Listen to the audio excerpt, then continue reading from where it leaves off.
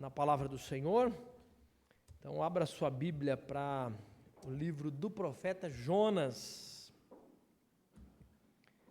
Domingo passado Clinton trouxe uma mensagem, capítulo 1 e 2 do livro de Jonas, e me instigou a continuar, o capítulo 3 e 4, até porque nesse intervalo, de uma série e outra, eu estou passeando um pouco, principalmente aí diante dos compromissos da semana, já utilizando mensagens já preparadas antes, Então, penso que será uma boa oportunidade para concluir os pensamentos aí, avançados aí no domingo passado, tá? Então, eu não sei se você já esteve diante de um fracasso que, na verdade, foi um sucesso. Eu me recordo, pelo menos em literatura, em notícias, da missão Apolo 13. Tem até um filme, uma missão tripulada do projeto Apolo com destino à Lua. Então,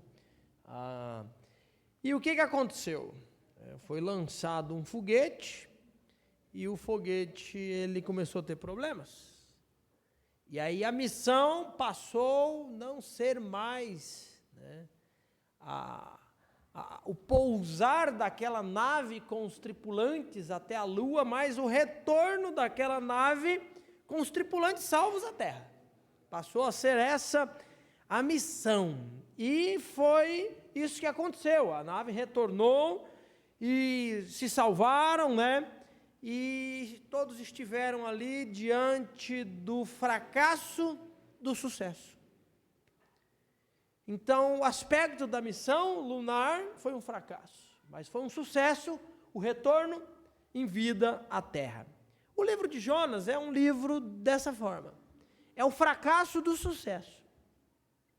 Nós temos um Deus que de forma soberana reina e está sob o controle de todas as coisas, mas nós temos um profeta que entre a vontade de Deus ser executada, e ela é, um profeta que parece nos remar contra a correnteza. Então Jonas esteve diante de um grande sucesso. Nínive foi alcançada para Deus. Mas o profeta Jonas, ele fracassou.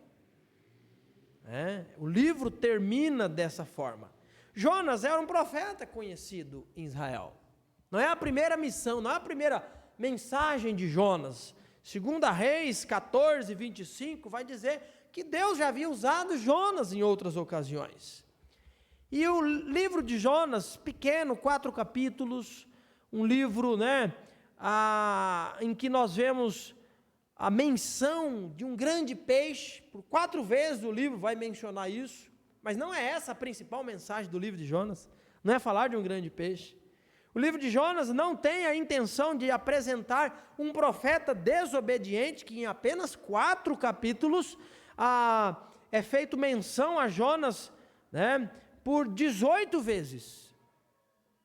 Ou o livro de Jonas não tem a intenção de falar da grande cidade de Nínive, muito importante na época. Nínive é mencionada 8 vezes no livro de Jonas. A intenção desse pequeno livro é falar de Deus. Deus é mencionado 36 vezes nesses pequenos capítulos. O livro de Jonas nos apresenta, conforme lembrado domingo passado, um Deus que é soberano, que está no controle, e que a sua vontade ela é cumprida, queira o homem ou não. Deus, na verdade, irmãos, nos dá o privilégio de participar com o que Ele tem feito no mundo. Mas se nós decidirmos por definitivamente nos calar, as pedras clamarão. E o plano de Deus vai continuar, porque Deus é soberano. Não pense você que Deus, vai ter que bolar uma ideia, coçar a cabeça, porque você está emburrado, não quer fazer, está de bico. Deus não precisa do homem. Deus nos dá o privilégio de trabalhar para o Senhor. Às vezes é nos apresentado uma ideia de um Deus poderoso, mas que está, condicionado à vontade do homem, ao querer do homem fazer ou não fazer, quando fazer, como fazer, por que fazer, a forma de fazer. Irmãos, não é isso. Deus está no controle das coisas. E aqui o livro de Jonas, deixe-me fazer pequenos apontamentos aqui, capítulo 1 e 2, e avançar no 3 e 4, mas nos diz assim, versículo 1, o Senhor deu esta mensagem a Jonas, filho de Amitai. Olha só, o profeta recebe uma mensagem, e a mensagem é o seguinte: apronte-se e vá à grande cidade de Nínive, anuncie meu julgamento contra ela, pois vi como seu povo é perverso. A mensagem não é uma mensagem de boa nova, não é uma mensagem de uma boa notícia, não é uma mensagem profética de um Deus que vai fazer superabundar, a realidade física, a realidade próspera da economia daquele povo. É uma mensagem de juízo. Deus irá destruí-los.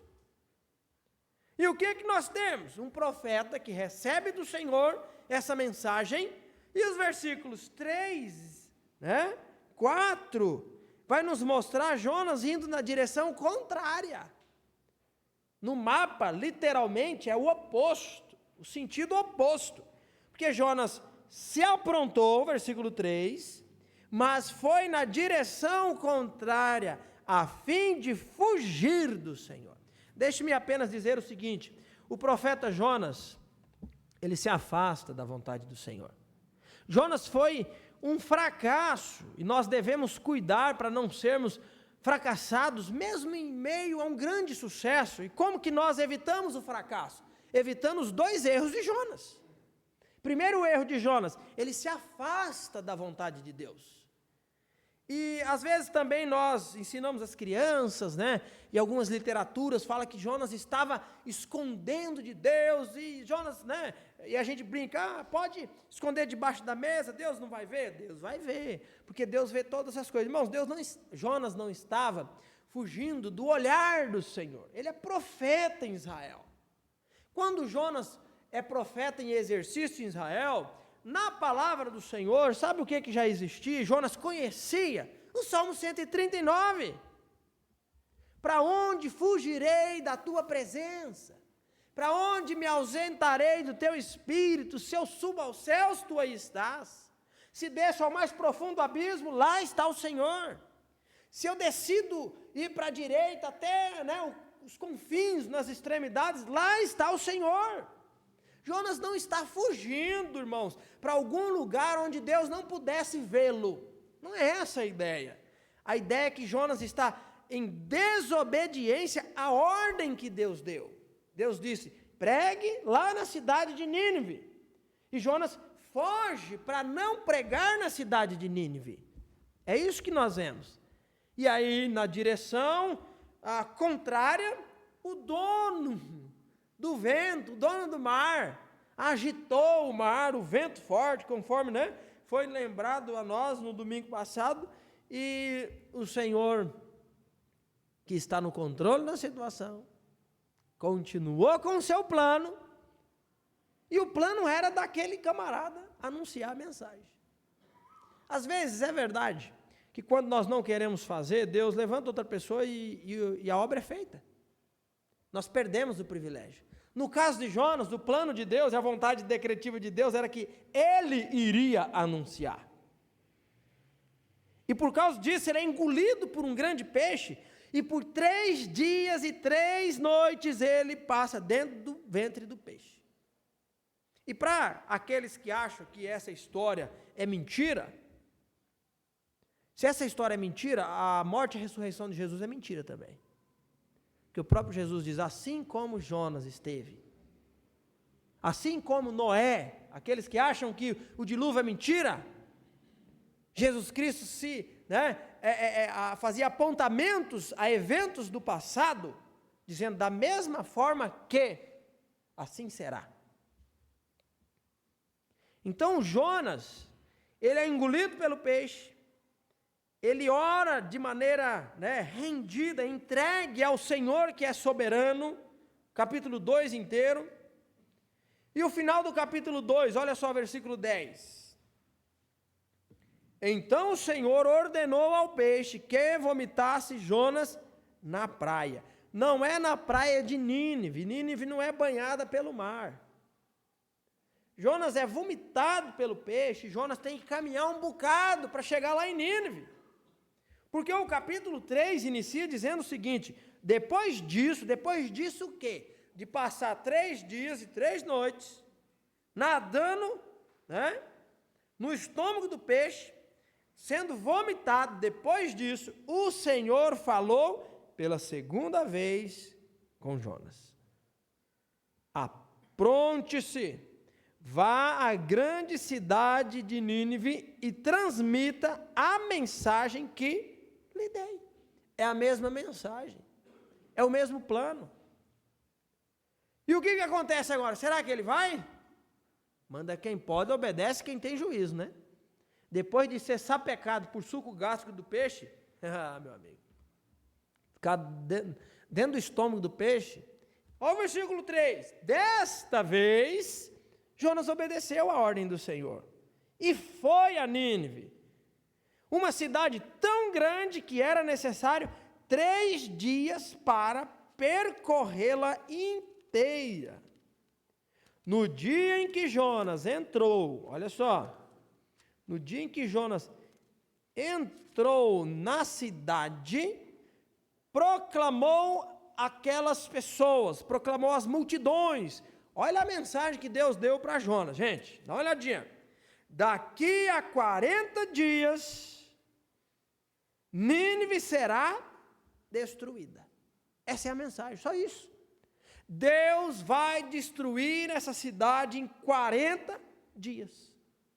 Por 3 dias ele está andando e gritando, andando e pregando, andando e anunciando. Deus vai trazer juízo em 40 dias e destruir essa cidade. Olha o resultado. Os habitantes de Nínive creram em Deus, e desde o mais importante até o mais humilde, declararam um jejum e se vestiram de pano de saco. Quando o rei de Nínive ouviu o que Jonas dizia, desceu do trono, tirou as vestes reais, vestiu-se de pano de saco e sentou-se sobre um monte de cinzas. Então o rei e seus nobres enviaram este decreto a toda a cidade: ninguém, nem mesmo os animais de seu gado e de seus rebanhos, poderá comer ou beber coisa alguma.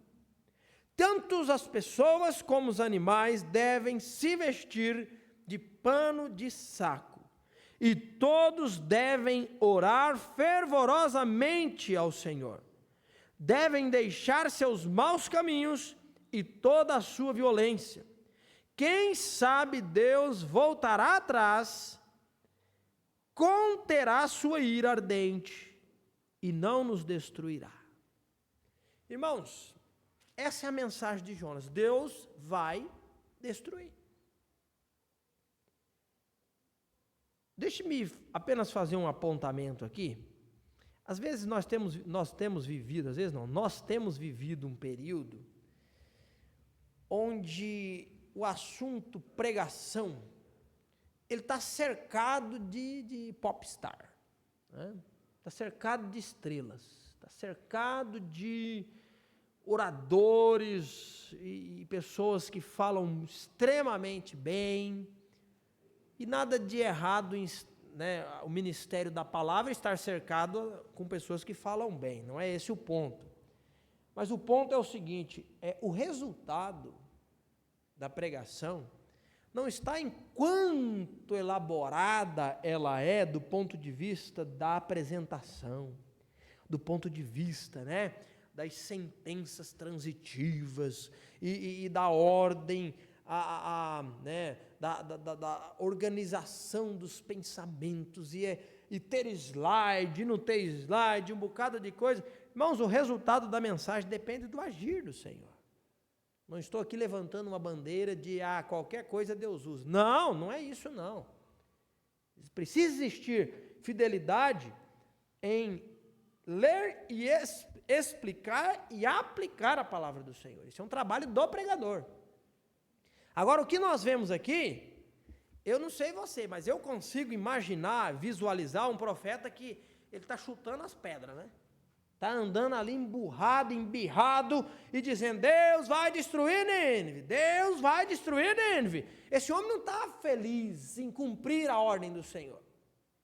Esse homem está triste. Esse homem está, né? Pelo menos eu consigo visualizar um homem emburrado. Um homem que está ali contra a vontade. E o resultado? O maior resultado em termos historicamente falando de uma mensagem pregada.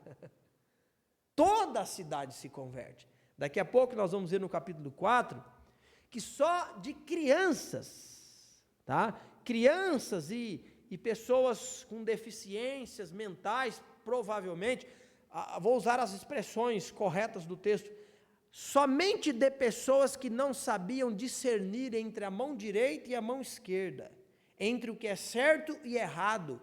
Nesta cidade existia 120 mil pessoas.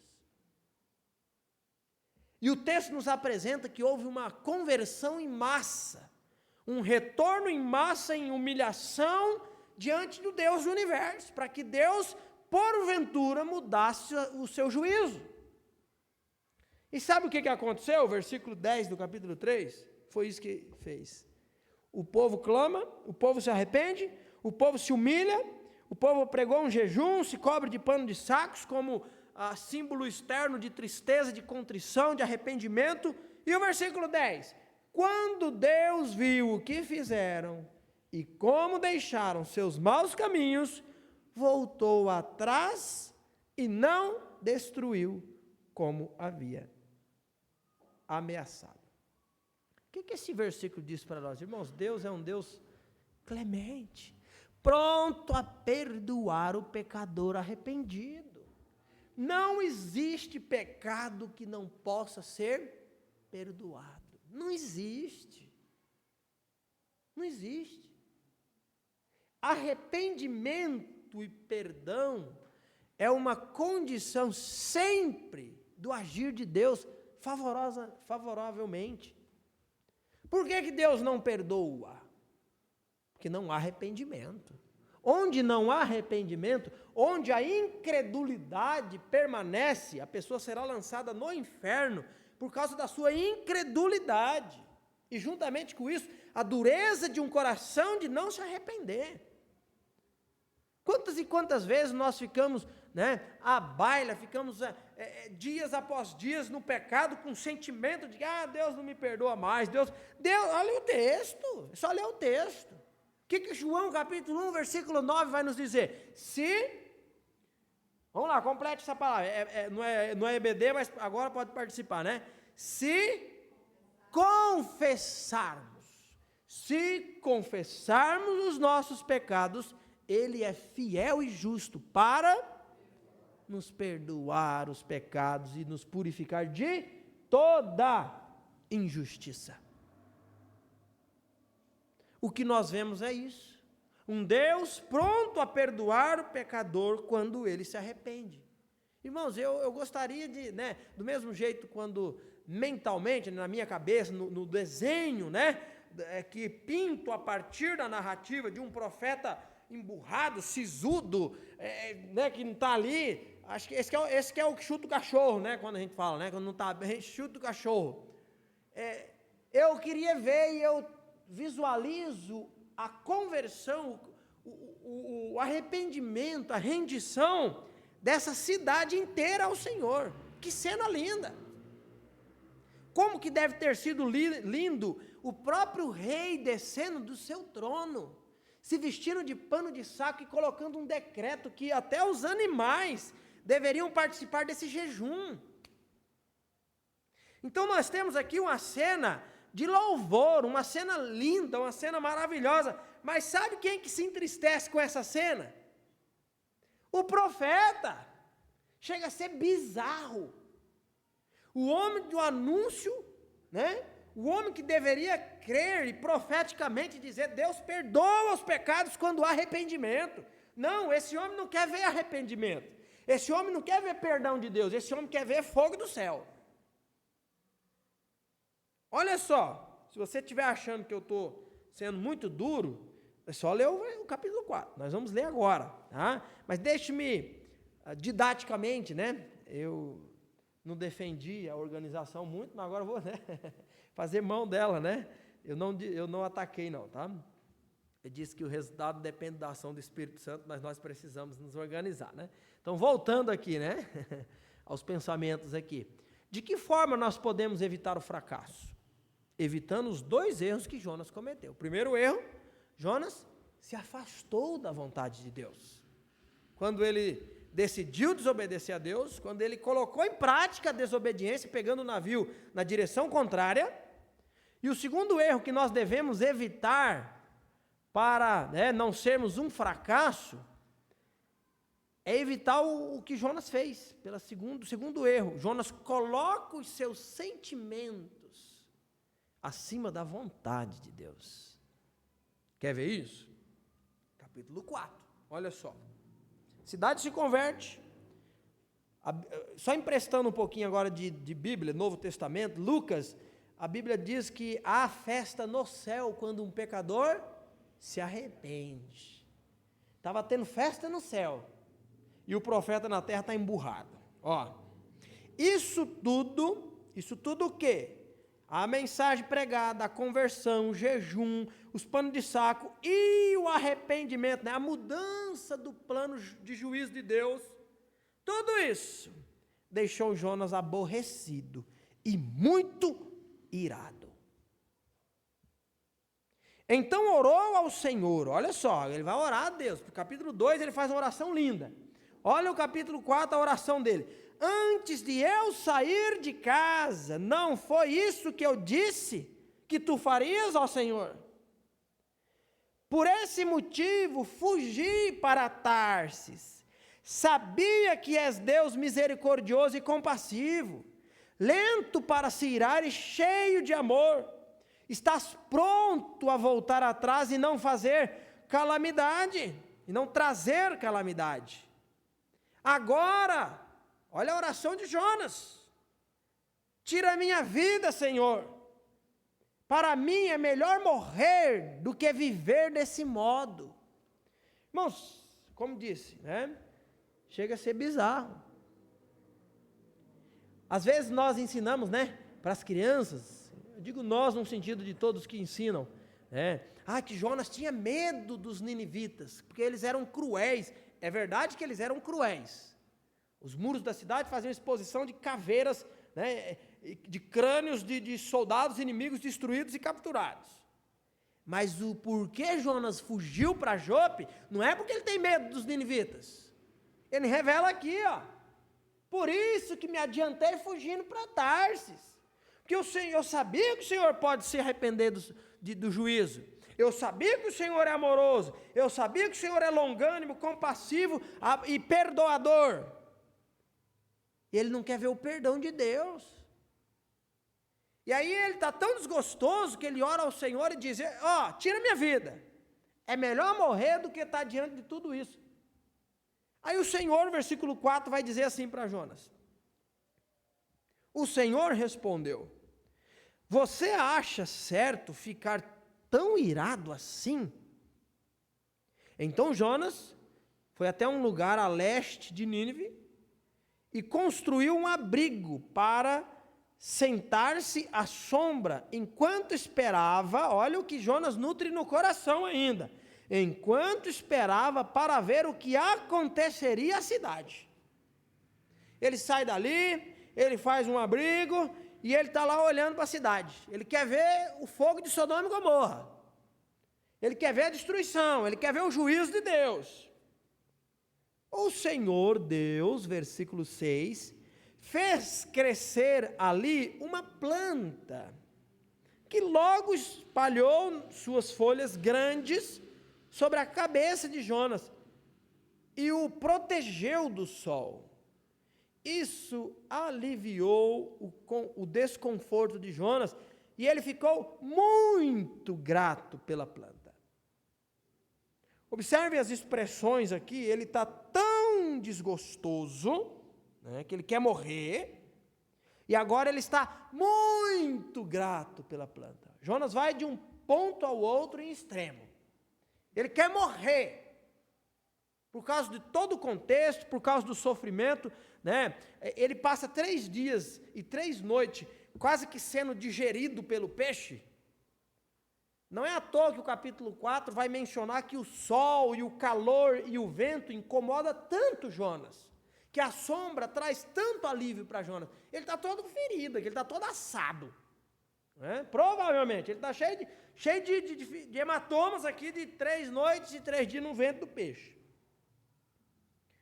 Só que agora ele está muito feliz por causa da planta. E ele está ali, debaixo da planta, na sombra, felizão, né? Esperando o quê? O juízo de Deus sobre a cidade. Mas o versículo 7 vai dizer o seguinte: no dia seguinte, porém, ao amanhecer, Deus também mandou uma lagarta. Ela comeu o talo da planta, que secou. Quando o calor do sol se intensificou, Deus mandou um vento leste quente soprar sobre Jonas. O sol bateu em sua cabeça até ele sentir-se tão fraco que desejou morrer. Quer morrer de novo. Olha só o que ele está dizendo para Deus, ó. Para mim é melhor morrer que viver desse modo, disse ele. Deus perguntou a Jonas: você acha certo ficar tão irado por causa da planta? Jonas respondeu: sim, acho certo ficar tão irado a ponto de querer morrer. Então o Senhor disse: você tem compaixão de uma planta, embora não tenha feito coisa alguma para que ela crescesse. Ela depressa apareceu e depressa murchou. Nínive, porém, tem mais de 120.000 pessoas que não sabem discernir entre o certo e o errado, sem falar dos muitos animais. Acaso não devo ter compaixão dessa grande cidade? E o livro de Jonas acaba com essa pergunta em um suspense, e o profeta não é mencionado mais. O que nós vemos aqui? Muita coisa, né? Nós vemos um homem que coloca as suas emoções acima da vontade de Deus. Porque ele desejava ver o fogo de Deus, ele foge do decreto de ir lá e anunciar. Ele não quer anunciar a mensagem que pode trazer mudança. Ele quer deixar o povo morrer. Nínive era inimiga de Israel. Nínive já havia causado sérios problemas a Israel em outras vezes. Nínive era cruel. Então o profeta, ele carrega, né? Ele carrega do passado, historicamente falando, mágoas. Ele carrega, né? Lembranças de quem são aqueles povos miseráveis e que merecem morrer. Então Jonas nutre no seu coração um sentimento perverso sobre os ninivitas. É isso que acontece com a gente. É isso que acontece quando a gente fica guardando mágoa no nosso coração. Quando a gente não perdoa. Quando a gente fica alimentando, né? O próximo encontro de casais, segundo sábado do mês, né? Nós começamos mês passado falando sobre perdão. Foi incrível, maravilhoso. Próximo, ainda nós vamos falar de perdão, de uma forma prática. Quando nós não concedemos perdão, nós ficamos igual o profeta Jonas. Nós só queremos ver o juízo de Deus sobre aqueles que nos ofenderam, sobre aqueles que nos magoaram. Nós não conseguimos abençoar mais nada. E esse homem, ele quer ver o juízo. E aí ele se ira contra Deus, contra a vontade de Deus, e ele quer morrer, porque Deus não fez o que ele desejava. E o Senhor, que é misericordioso, tem misericórdia do profeta Jonas também. Faz uma abóbora crescer lá, aboboreira, né, na atualizada vai dizer, é uma planta, não é pé de abóbora não, tá bom? Para você não achar que era, é uma planta. Planta com as folhonas grandes, cobriu Jonas e trouxe sombra para ele. Pronto, ele quer fazer festa. Aí Deus que manda no mar, no vento, na planta, fez a planta crescer. Deus manda no sol e no calor. Só para a gente não errar por descuido, né? Esse calor infernal, não sei o quê. Deus é o dono do calor. É Deus quem permite as situações. E o Jonas agora, ele está diante da situação, aí Deus manda nos bichos também. Um verme, uma lagarta, vai lá e picou, comeu o caule da planta. A planta murchou. Aí ele quer morrer de novo, porque o calor e o sol é demais para Jonas. E ele é tão audacioso que Deus, mais uma vez, querendo ensinar princípios e valores, a ordem dos valores, Deus fala, Jonas, é razoável, Jonas, é certo você ficar tão irado assim por causa da planta, Jonas? E aí Jonas responde o quê? É certo sim, e eu quero morrer. Eu estou irado e a minha ira é razoável por causa da planta. Olha só, irmãos. Irmãos, não é assim que nós fazemos? Não é isso que nós fazemos? Quando as nossas plantas são comidas pelas lagartas da vida, quando o carro velho quebra, a gente fica irado, a gente fica revoltado, quando Deus permite, levar embora aquilo que a gente acha que foi conquistado com direito, é o meu direito. E nós nos iramos quando os nossos planos não dão certos. Não é isso que nós... É o Jonas da planta e da lagarta. Quer desistir de Deus, quer desistir da igreja, quer desistir de ser fiel ao Senhor, por causa do quê? Por causa das bugigangas e muambas juntadas nesse mundo que a traça, a ferrugem, o ladrão vai consumir. Aí a gente se zanga, porque isso a gente não conseguiu melhorar, ampliar, manter, zelar, alguma coisa aconteceu. Igualzinho Jonas. É um Jonas polido. Nós somos Jonas polido. Não, Deus me livre. Eu não falei para Deus que eu queria morrer por causa disso, mas na cara disso. A cara já não é desejo de morrer, é cara de morto já. Sem vida, não se alegra, não tem ânimo para acordar amanhã e encarar a semana, para viver, para ser bênção, para abençoar, para lidar com as dificuldades. O que você está dizendo? Você está dizendo em ações, Deus, tira a minha vida, porque é melhor morrer do que viver nesse contexto. Jonas. É Jonas. Deus está ensinando para Jonas o princípio de valores. Jonas está fixado em pequenas coisas. E Deus está fixado na graça e misericórdia que Ele quer derramar sobre cada pecador arrependido. Irmãos, Jonas foi um homem que fracassou. Mas mesmo fracassado, Jonas esteve diante de um grande sucesso. Porque a história não diz respeito a mim ou a você. A história diz respeito a um Deus que nos usa. E o desejo de Deus vai se concluir. A grande verdade é que nós estamos diante de um grande sucesso. Às vezes nós olhamos com os nossos olhos humanos para o que Deus tem feito no mundo, para a edificação da igreja, a gente fala, vixe, está terrível. Deus está agindo. E Deus vai agir. Deus disse, o dono da igreja disse, eu edificarei a minha igreja. e as portas do inferno não prevalecerão contra ela.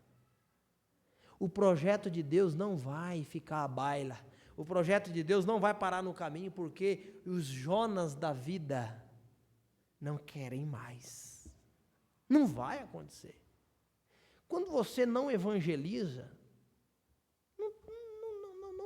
não ache você que a graça e a misericórdia de Deus deixará de ser alcançada por quem Deus quer alcançar, porque se necessário for, Ele usa quem Ele quiser. Ele usa quem Ele quiser. Então, nós estaremos, não é nós poderemos, nós estamos e estaremos diante de um grande sucesso. Nenhum daqueles que Deus planejou alcançar deixará de ser alcançado. Nenhum. Mas diante desse grande sucesso de Deus, pessoalmente, eu ou você podemos ser um fracasso. Podemos estar fracassados, porque assim como Jonas, nós estamos emburrados. Assim como Jonas, nós estamos com o coração cheio de mágoa. Assim como Jonas, nós nos alegramos em demasia pela sombra de uma planta. E assim como Jonas, nós queremos morrer porque uma lagarta comeu a planta e agora é demais para nós. Onde nos encontramos? Onde eu me encontro? Onde você se encontra diante do cenário da história de Deus? Nós precisamos não apenas entender que Deus realiza o seu querer, nós precisamos entender que Deus quer nos usar. Deus quer nos usar. Não é à toa que a analogia de igreja seja um corpo, uma família, um edifício. E dentro do plano de Deus está o quê? Em fazer com cada um de nós peças fundamentais dentro do plano dele. Dentro da nossa maneira de enxergar, assim como Paulo vai trabalhar lá em Coríntios, às vezes nós só observamos aquilo que está mais visível, mas aquilo que está de forma mais escondidas, alguns membros do nosso corpo mais escondidos, são tanto quanto importantes como qualquer um dos demais. Porque juntos nós somamos para um projeto maravilhoso, que é agir harmoniosamente a partir daquele que é o cabeça, Jesus Cristo. Quando eu, por algum motivo, por alguma, ou que seja mágoa, ou que seja birra, ou porque os meus olhos estão voltados para as sombras das plantas desse mundo, eu me desligo do projeto de Deus, não pense você que o projeto vai acabar. Não pense você. Deus é o dono da obra. Mas nós seremos fracassados diante de um grande sucesso. Tem um hino antigo da harpa cristã, que a letra desse hino diz assim: posso, tendo as mãos vazias, com Jesus me encontrar. Eu posso me encontrar com Jesus com as mãos vazias. Mas o próprio hino diz, né? Mas quantas almas eu poderia ao Senhor apresentar? Eu estarei lá. Mas assim como Paulo diz em 1 Coríntios, se não tiver amor, nada do que eu fiz ou do que eu faço se aproveitará. Então, irmãos, que possamos não apenas estar diante do sucesso de um Deus que está agindo no mundo, mas que nós mesmos, por causa do Senhor, possamos também ser um sucesso para a glória de Deus. Pai, nós te louvamos, nós te exaltamos e pedimos que nos abençoe, que cuide de nós, que nos despeça em paz para os nossos lares, que nos dê uma boa semana e mais do que apenas viver, que possamos viver para o Senhor, que possamos continuar fazendo as mesmas coisas que nós fazemos, levantando cedo, indo trabalhar, avançando, recuando, seguindo, parando, que continuemos fazendo essas mesmas coisas, mas fazendo para a glória do Senhor, fazendo para agradar o Senhor, fazendo em obediência ao Senhor, e que o Senhor nos use para cumprir os teus propósitos, nos dê esse privilégio, nos fortalece para isso. Oramos no nome santo de Jesus. Amém.